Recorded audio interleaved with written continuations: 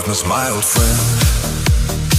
I've come to talk with you again, because a vision softly creeping left its seeds while I was sleeping.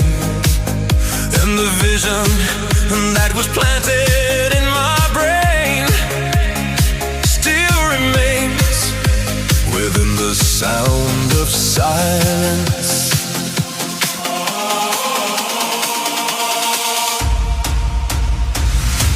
Italo dance,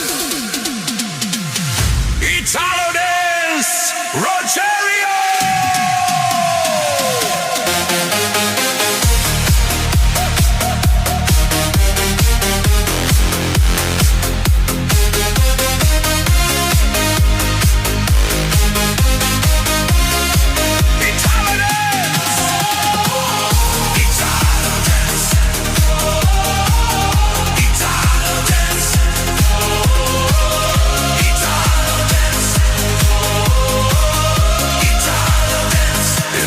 Dreams I walked alone,